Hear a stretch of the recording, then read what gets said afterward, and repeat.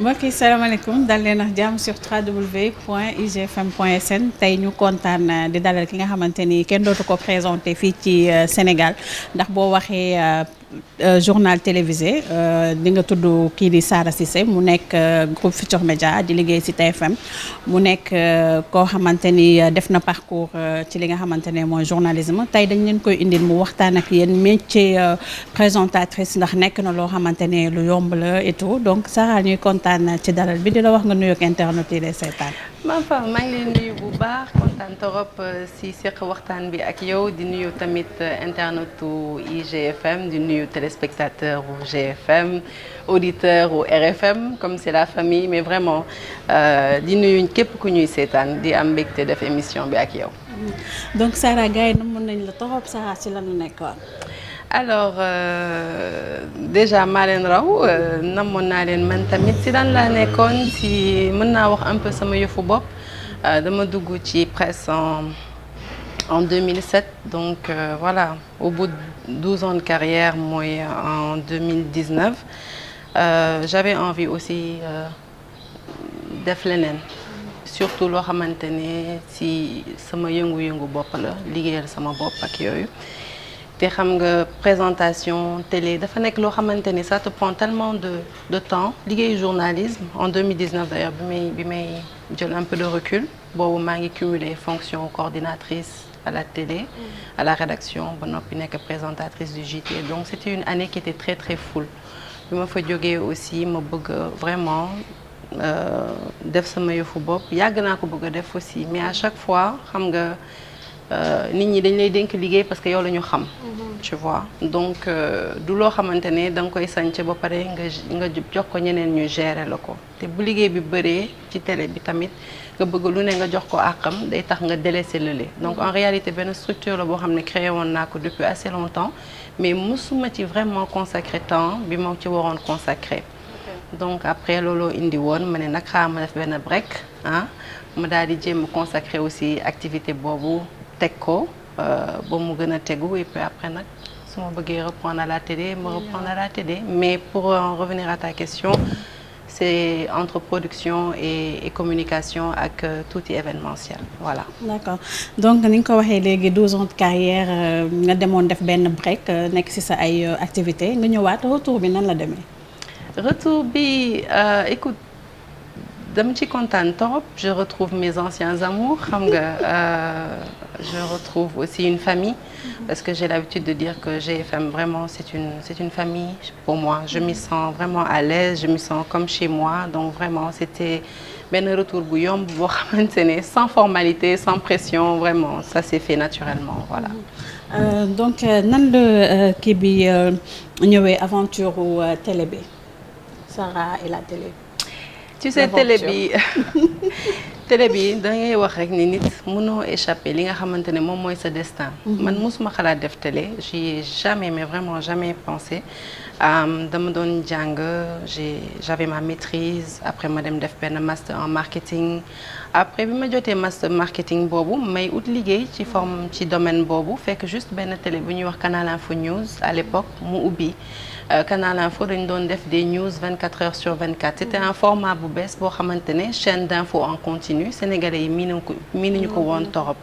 donc dans le cadre du marketing ñuy ut ay nit nag ñu nga xamante ne mën nañ leen jàppale ak annonceurs yi ak fexe sénégalais yi mën a tàmm format bi xam nga pour sponsors yi topp ci ak yooyu donc c'est dans ce cadre-là que laa ñëw Canal Info mais boobu je venais de terminer mon année en marketing jotaguma woon sax soutenir et ñu jël ma foofu ma tàmmali bon pour ku xamoon Canal Info ni mu meloon on était en open space comme ni ñu toogee nii rek xam nga rédaction beeg administration beeg ñëpp bokkoon benn espace bi ñu nekk léegi nag man dama doon toujours bàyyi sama nopp ci li nga xamante ne moom la nit ñi journalistes yi doon wax wala léeg-léeg ma xool télé bi di remarquer ay affaires di suñu doon def seen réunion de rédaction yi dama doon toog di leen déglu et puis un jour comme ça directeur de l'information de l'époque bi Malick Sy mi ngi may observer moom tamit et puis un matin comme ça ma ñëw mu ne ma tu n'as jamais songé à faire du journalisme ma ne ko non tu n'y as jamais pensé? Ma ne ko non. Est-ce que tu aurais envie de le faire? Ma ne ko je sais pas. Mu ne ma bon, à partir d'aujourd'hui tu commences à apprendre à écrire des brèves. Je me souviens, je parle sous le contrôle d'une grande sœur, Maïmouna Ndour Faye, qui était là-bas. Donc ñoom ñoo ma doon jàngal bind ay brèves. C'est comme ça que ça s'est passé. Ba ni ma xëyee dem reportage, ba ni ñu commencé naan ma léegi bu ngoon jotee au lieu ma ñibbi ma toog xaar ay plateau. Def plateau yi fekk ak Vieux Diouf d'ailleurs qui est chez nous à GFM may def plateau yi le soir xam nga di répéter ba ni ma xëyee un matin rek ñu ne ma tey yow yaay def édition 15h en direct ce fut une catastrophe mais voilà c'est comme ça pour te dire que destin tu peux pas y échapper quoi c'est comme ça vraiment que je suis entrée dans le métier et depuis voilà. Et je voulais en profiter vraiment pour remercier une personne qui a été vraiment très chère dans ce parcours professionnel. C'est Malick Sy, c'est un journaliste vraiment très très brillant que beaucoup de Sénégalais ne connaissent pas parce qu'effectivement c'est l'ancienne génération qui n'a pas fait ses études ici au Sénégal, qui n'a pas vraiment monté son expertise, son savoir-faire au Sénégal, mais un brillant journaliste, sama confrère yi ko xam duñ ma démentir, mu jàpp nag vraiment ci sama carrière parce que moom moo ma jox amour métier bi, moo ma ci jàppale, moo ma ci formé. Moo ma pousse pour bi ma paree sama stage Canal Info ma dem defi formation en France bi ma ñibbisee moo ma jàppale ma dugg RTS pour gën a mën a ouais vraiment jàng métier bi. J'ai pas l'occasion vraiment tous les jours de le remercier mais c'est quelqu'un Malick si tu me regardes vraiment je te dis merci. D'accord donc nu nga ko waxee sonk nga nekkoon ci côté marketing après ngay dem reportage di bind ay brèves après passion bi présenter journal première fois bi nga toogee présenter journal lan nga sentir nan la demee woon stress et tout. man xam nga dama nekk nit koo xamante ne man profession stress la sax man le stress c'est une profession chez moi damay stressé je me souviens bi ma nekkee xale xoolal dama waroon am examen wala quoi que ce soit mais c'est-à-dire que sama loxo yi dafay ñaq. Day ñàkk tellement damay stressé ba sama professeur yi dañ ma doon wax moom kay l'essentiel rek na gérer stress bi su mënee bind rek su demee ba bind rek dina def lu baax mais est-ce que dina bind tellement j'ai toujours été comme ça je suis une grande stressée donc je te dis pas nga ñëw premier jour caméra yi yëpp ñu braqué la ko nee naa la 15 boobu c'était une catastrophe dama trébuché buté tiit vraiment parce que xam nga présentation yaakaar naa ne soxla nga pression c'est important parce que li ngay def c'est un métier très sérieux c'est quelque chose de très sérieux la présentation donc tu as besoin d'une pression pour bien le faire c'est bien que nga xam ne li ngay def nii vraiment lu sérieux la askan baa ngi lay xaar nit ñaa ngi lay xaar li nga war a wax tu vois c'est le travail de toute une rédaction que tu portes ay nit yu dem reportage sonn seen reportage cadreur yi jàpp fii son bi jàpp fii monteur yi jàpp fii journaliste bi bind papier yow nag tu as cette lourde charge nag yow léegi de tout ce qu'ils ont fait xam nga yow nga daal di ko jël restituer ko tu vois donc restitution boobu c'est un travail à la chaîne boo xamante ne boo ko ratee rek dafa mel ni ñoom lu ñu defoon en amont yëpp moom nga raté donc responsabilité bu lourde la donc pression baax na ci nga am pression boo xam ne moo lay permettre nga xam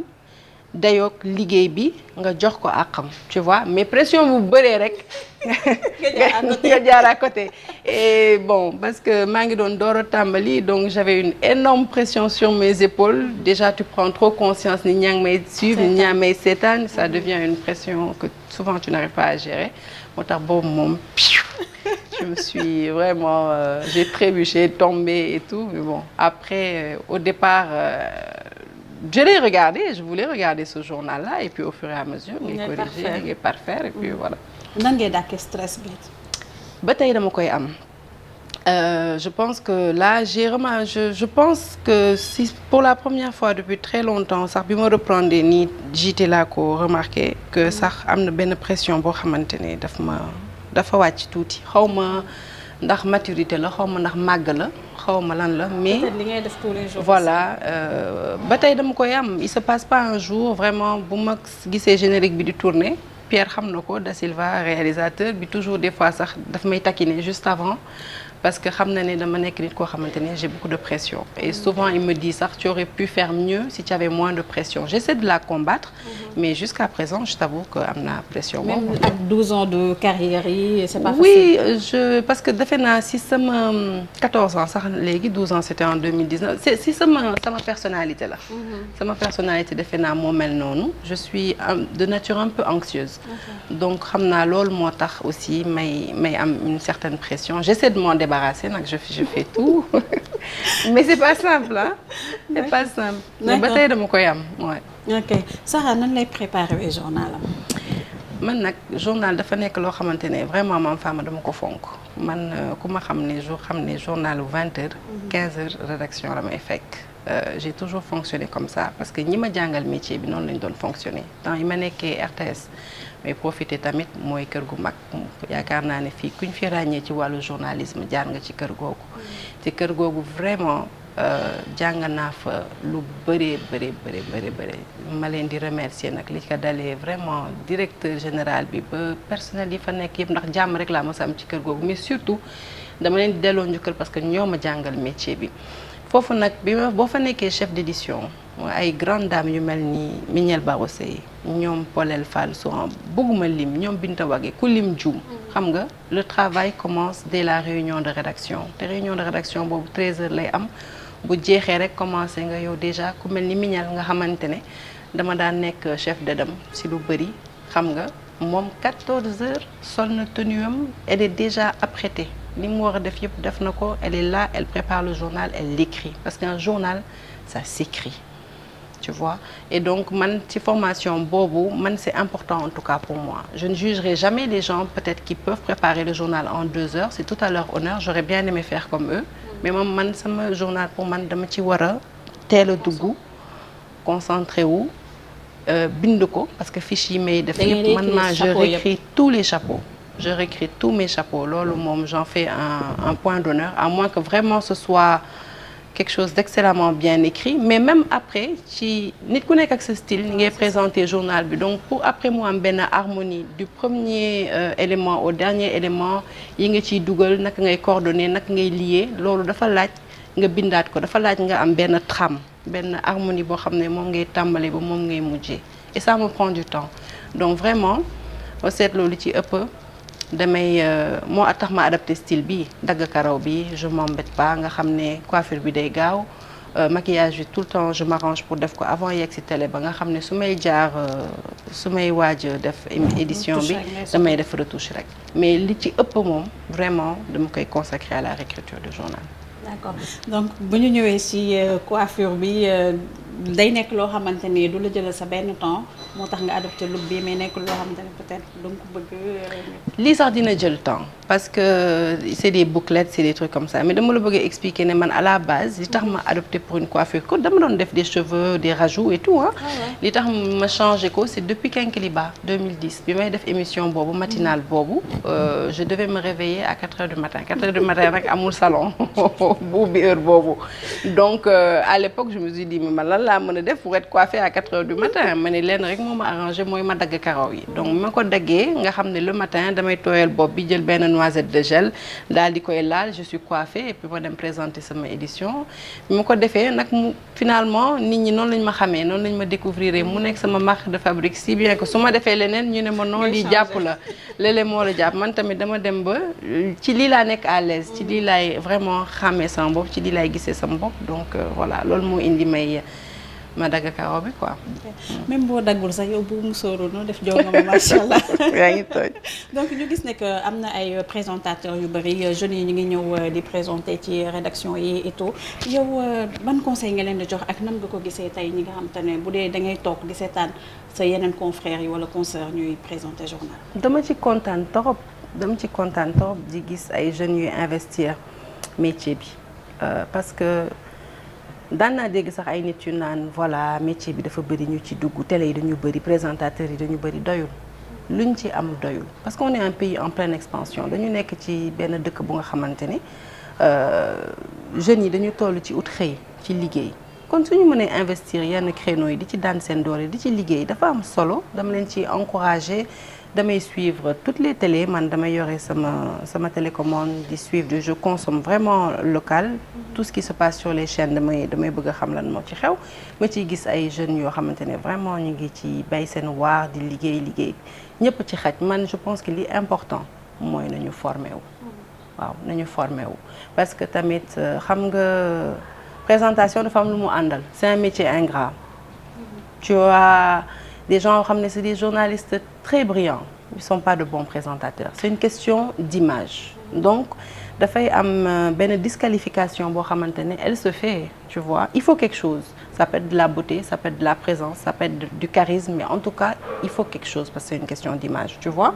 donc t'as des gens yoo xam ne des fois dañuy mën seen liggéey torop mais seen image jàllul t'as des gens yoo xam ne peut-être ils sont moins bons dans le domaine mais seen image day jàll et dans tous les cas formation bi dafa am solo parce que ak nu mu mën ci demee nag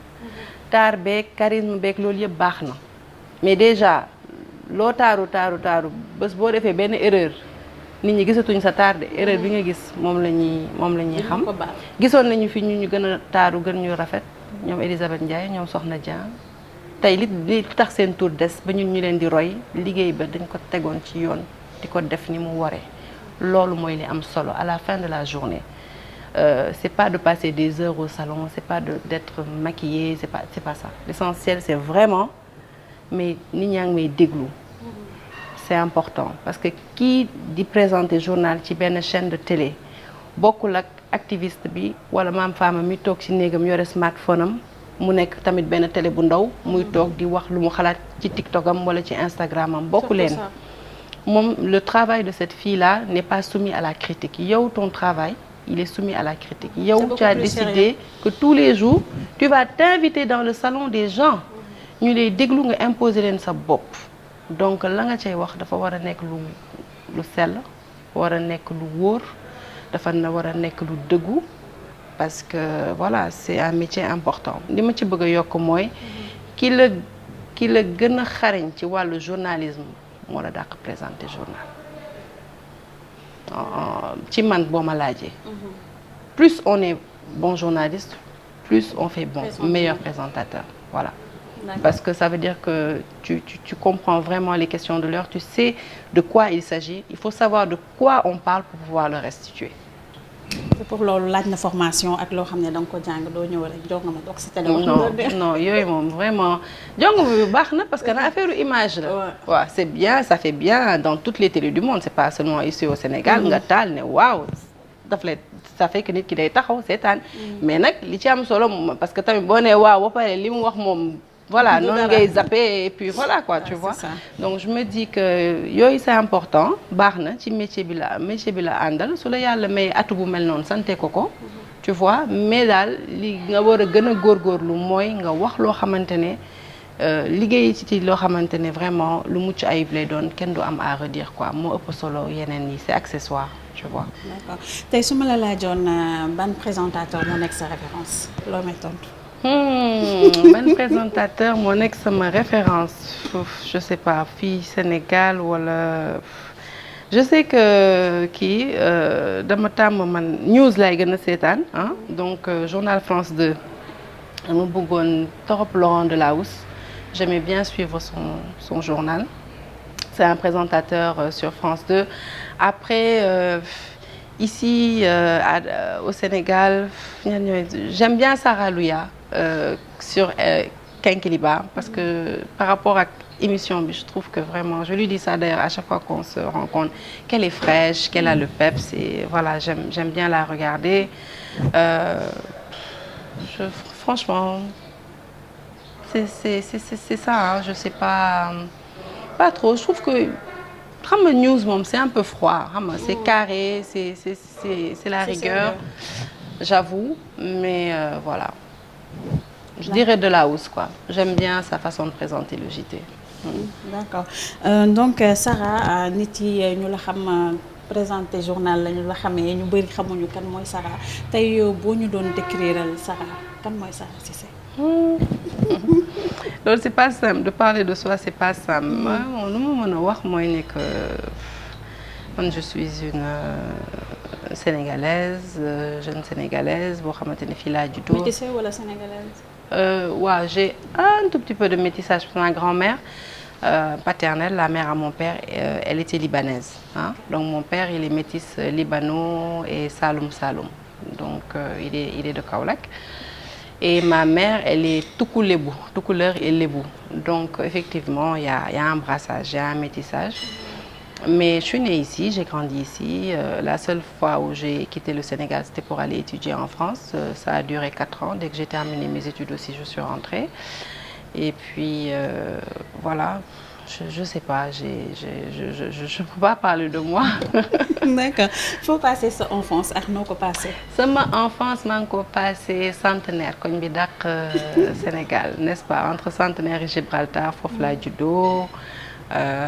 foofu laa yaroo, foofu laa màggee. J'ai d'excellents souvenirs d'enfance là-bas parce que man sama maam moo ma yar, on a toujours habité avec ma grand-mère, yàlla na ko yàlla yërëm. Et voilà, donc ñëpp ñu xàmmee woon benn mère bu weex la woon, la libanaise mais bu dégg wolof ba nga xamante ne et tout, et foo ko fekkoon rek elle était avec ma sœur et moi à l'époque. Elle nous traînait partout et tout. Non, j'ai vécu des moments extraordinaires entre Centenaire, le port, l'avenue Barachois, parce que c'était la famille de ma mère qui habitait là-bas. Et plus tard, le virage. On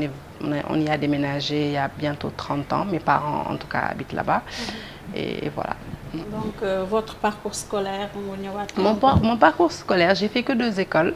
La première, c'était l'institution Notre-Dame, en ville. Donc, foofu laa jàngee quasiment de la moyenne section jusqu'en 6e. Et puis après, j'ai fait le lycée d'application, lycée Seydou Nourou Tall, où je suis restée jusqu'en terminale. Voilà, essentiellement ñaari école yooyu la def. Et puis voilà, ma ciy profité aussi d'y faire un coucou à tous les Nourotaliens qui me regardent, parce que bon, xam nga fi ngay defee sa collège ak sa lycée daanaka fa nga màggee. Voilà, fa lañ defee sunu adolescence ak yooyu. Donc may nuyuwaale tamit administration école bi. C'est vraiment un bon lycée et je vois toujours ñu ngi am ay performances, donc voilà, je suis fière. Ok, quelle dame se cache derrière la présentatrice? Quelle dame? Ah, c'est très difficile de parler. Voir si ça c'est pas simple. Disons que je suis, tu sais, je suis comme je suis une personne très simple. J'essaie de l'être parce que dafa nekk benn qualité humaine boo xamante ne moom laa gën a apprécier si qualité yépp mooy la simplicité et l'humilité. Donc je pense que je le suis, et au cas où je ne le serais pas, en tout cas bés bu jot moom maa ngi remettre en question sama bopp, remettre en cause sama bopp pour yéem a nekk nit ku simple qui a vraiment la tête sur les épaules. Sinon après je suis une dame de mon âge, j'ai ma petite vie, j'ai mon boulot boo xamante ni il m'a propulsé peut-être devant avec l'écran ak tout ça, mais en réalité je ne suis pas mondaine du tout. Je ne suis pas mondaine. J'aime bien les choses simples, j'aime bien être en famille parce que j'ai toujours été dans un carcan familial. Man musuma sori sama famille. Ma famille c'est ma plus grande force, te modèle boobu moom lay reproduire. Donc su ma nekkul sama kër rek maa ngi entourée au chaud avec ma petite famille ou mes parents, des trucs comme ça. Et foofu lay éprouver vraiment sama aise. Je sors pas beaucoup parce que j'ai appris avec ce métier-là que quelque part même sortir c'était contraignant, tu sais, parce que tu attires regard yi, attention yi sur toi. Man je suis gênée des fois sax nit yëgal ma xew duma bëgg a dem parce que damay dem sax xewu jàmbur bësam la quoi, yu nga yegg si saaraasa dama bëgg photo dama bëgg lii dama la, après je ne sais plus où me mettre parce que dama ne non, j'ai pas le droit de faire ça du sama bës, tu vois. Mais loolu tamit mooy beneen côté bi nga xamante ne ñun mënoo ci dara, noonu lay demee. Donc vraiment farata lay jéem a dox su ma nekkul sama liggéey maa ngi sama kër, et puis loolu lay def, et vraiment ça me va très bien. jàmm rek nga ci gis. jàmm rek laa ci gis. Donc est-ce que am na ay tey jii nii fi réew mi toll am na ay problématiques yoo xamante ni tenir na la à cœur, c'est-à-dire cause talibé yi, les femmes yi ñuy violenté, dund bu cher bi et tout. Problématique yi nga xamante ne daf may interpeller vraiment bëri na torop. Je pense que fi mu nekk nii waxuma la Sénégal sax mais àddina bi ci boppam moo jaxasoo nit ñi ngi jànkonteel vraiment ay difficultés yoo xamante ne dafa doy waar. Condition talibé yi c'est vrai mais loolu defe naa ne il faut que ñu def ay assises carrément vraiment travailler ci question boobu parce que j'ai l'impression aussi que mënoon na nekk loo xamante ne wan nañ ko ginnaaw. C'est pas la volonté ou peut-être même c'est la volonté qui manque, je ne saurais le dire, mais je sais que du yomb du benn kii boo xam ne en tout cas mën nga koo attaquer léegi parce que dafa wékku ci loo xamante ne ngëm la, dafa wékku ci loo xamante ne quelque part foi la, dafa wékku ci loo xamante ne culture la, caada la te loolu moom boo amee lenn loo xamante ne loolu moo ko lal rek dafay daal di délicat nga attaqué wu à loolu parce que nit li mu gëm nit lii di cosaanam nit lii di aadaam nit li boo bëggee remettre en cause loolu rek day nekk loo xam ne doo ñëw rek attaqué ko noonu dafa laaj nit ñi toog waxtaan ci trouver ci ay kii donc la vie chère. La vie elle est chère mais bon ñaan yàlla mu dimbali ñu am toujours loo xamante ni rek on pourra subvenir à nos besoins parce que aussi je me dis man dama koy kii ci journal bi dama koy déglu et gis ay population yu ñëw di kaas ni ñu yokkee ceeb bi ni ñu yokkee nangam ak nangam c'est des Sénégalais nga am de l'autre côté aussi ay Sénégalais comme yow yu lay wax ne waa pandémie bi mu ñëwee lii la ma coûté li kon ñoom ñaar ñëpp ay Sénégalais la ñu tu vois donc mbir yi du tamit loo xam ne dañuy jóg rek yokk ko de manière exponentielle dañ ko def parce que tamit dañuy jógee ci crise sanitaire mondiale boo xamante ne ñëpp ko traversé bon dina am période de flottement c'est normal je pense voilà nit ñi di retrouver waat vraiment un équilibre te defe naa mooy li ñuy dund jamono ji période de flottement yooyu bon man nag dama nekk nit koo xam ne easy quoi man dama dal donc lu ñu am ma ba ma ne grawul yàlla la non parce que à un moment tu sais voilà ñaan yàlla teggi ko parce que dama jàpp ne aussi casse bi du loolu moo koy faj tu sais la vie c'est un combat il faut le mener tu sais quand boo amulee combat ci leneen tu as toujours un combat personnel à mener àddina ci boppam moo ànd ak ay fitna ay coono ay kii ouais c'est vivre c'est lutter exactement donc je suis pas vraiment pour ñi nga xam ne tout le temps ñi kaas nañ sant yàlla tu sais c'est difficile mais c'est difficile pour tout le monde aussi c'est difficile partout ku nekk xool ki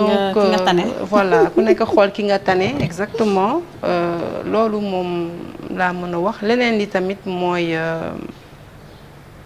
en tout cas man ci sama domaine vraiment laa mën a waxee domaine média bi parce que loolu dafa nekk loo xam ne vraiment ça me tient à cœur dafa nekk métier sunu métier dafa nekk métier bu noble sunu métier dafa nekk métier boo xamante ni dafa apporter tellement à l'évolution du monde ci wàllum avancée démocratique ci fànn bu ne journalisme daf si indi lu bëri xam nga fii ci Sénégal li fi journalisme joué kenn xamul nu mu tollu depuis si sunu ay aînés ba tey dafa nekk métier bu noble aussi donc dafa nekk arme moom laay wax ñun ñi nga xamante ne ñun ñoo ko yor di ci liggéey ngalla nañu am responsabilité ci li ñuy def parce que aussi loo xamante ne boo ko waxee mën na taalam réew wala réew mën na faa jaare defaroo tamit boo koy utiliser wala nga koy kii nga xool bu baax voilà ci lan ngay et vraiment dama gis dérive yu bëri dama gis abus yu bëri ñi koy investir formé wuñu donc xamuñu sax objet bi ñu am entre les mains micro bi ban puissance la am waaw fawkaay lañ ko def tu vois les gens des fois ñuy wax lu leen neex wala ñu poser question lu leen neex tu sais damay jox sax exemple people yi damay toog des fois ma ni man je comprends pas c'est quoi le but c'est quoi le projet de benn animateur wala benn journaliste bu ñëw naan mais yow kii lañ lay tëqaleel xam nga tout le temps yaa ngi jéem ut benn dualité entre deux artistes entre deux politiciens entre deux footballeurs mais c'est sunu gaal ñi ñëpp ko bokk tey artistes yi pandémie bi ni mu leen frappé nii ci kaw échelle bi ba ci suuf ñoom ñëpp ko yëgandoo te bu ñu bëggee jóg indi ci benn réponse bu correcte ils sont obligés de faire bloc ànd nekk benn xàccandoo dóorandoo pour li ñu bëgg ñu am ko donc yow lan mooy sa motivation yow en tant que journaliste ou en tant qu'animateur ou whatever que nga teg ñaari nit yu nga xamante ne ku ci nekk yaa ngi bay sa waar te ku si nekk Sénégalais yi bëgg nañ la am nga sa public te ku si nekk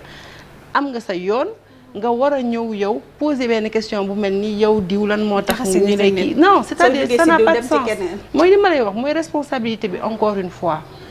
te buzz am na mais bad buzz am na malheureusement aussi fii nit day def bad buzz te du ko xam dañu naan buzz na tout le monde t'a repris d'accord tout le monde t'a repris mais des fois tu dis des conneries et tout le monde te reprend aussi tu sais donc nañu moytu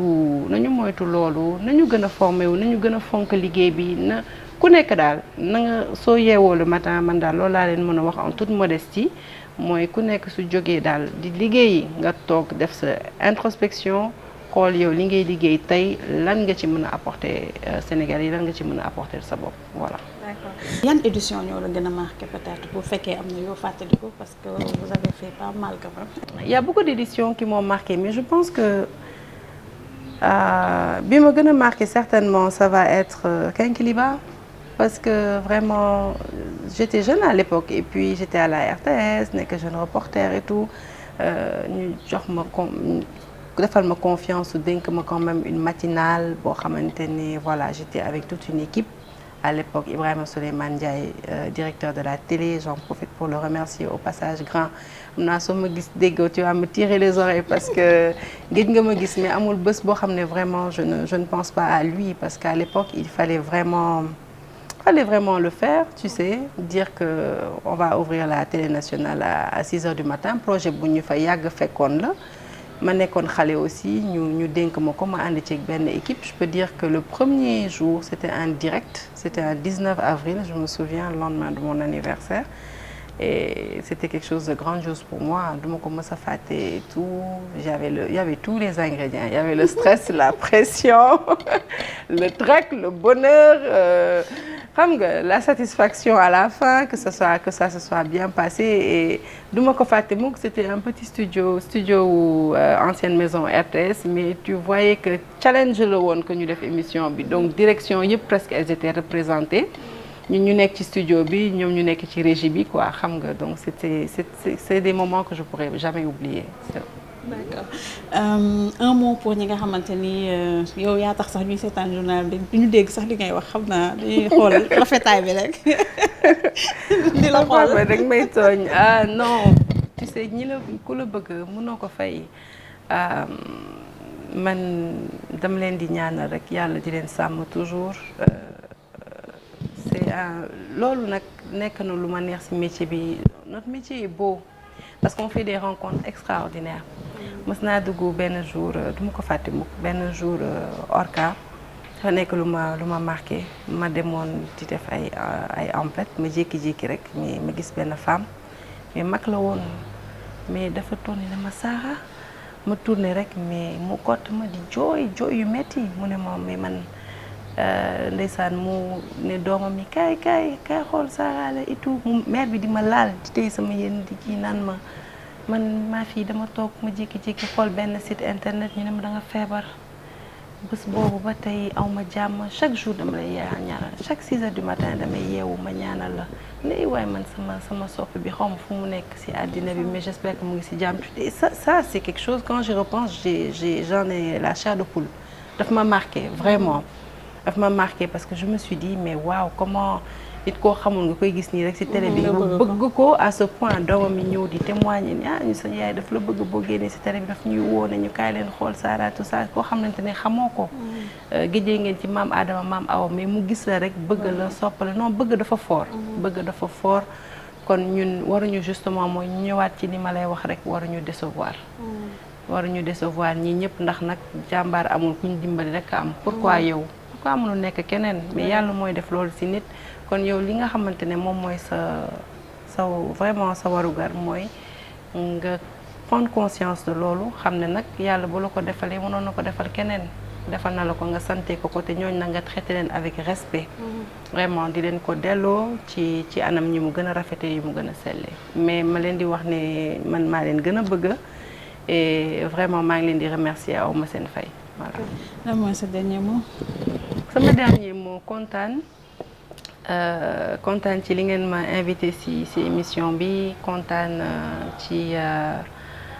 li nga xamante ne retrouvé naa aussi cette famille qui est GFM. Comme je t'ai dit, c'est comme une maison pour moi. Je m'y sens vraiment comme chez moi. Je suis entrée dans la maison en 2014 et Dieu merci, jusqu'à présent, sama liggéey ak situation parce que jigéen day évoluer aussi. Il y a un moment où tu as des enfants, voilà tout ça. Donc dem naa ñëw naa plusieurs fois, mais à chaque fois je suis accueillie avec les mêmes égards, la même gentillesse. Li ko dalee ki nga xamante ne moom moo ngànk kër gi di sunu kilifa ñun ñëpp ah ba ñi nga xamante ne moo nekk ci suuf bàyyiwuma kenn, maa ngi leen di nuyu ñoom ñëpp di leen remercier di ñaan aussi jàmm ji nga xamante ne moo fa am yàlla na fa sax voilà. internet IGFM ñoo ngi leen di jaajëfal ñu ngi nekkoon ak ki nga xamante ni mooy Sara Cissé ñu doon waxtaani métier journalisme présentatrice donc boo leen ko dégluwee dina am ay leçons yoo xamante ne di ngeen ko ci mën a jàng ndax lépp looy def rek dem formé wu ci moo ci gën dina jox dig daje ba beneen ndax keneen merci beaucoup.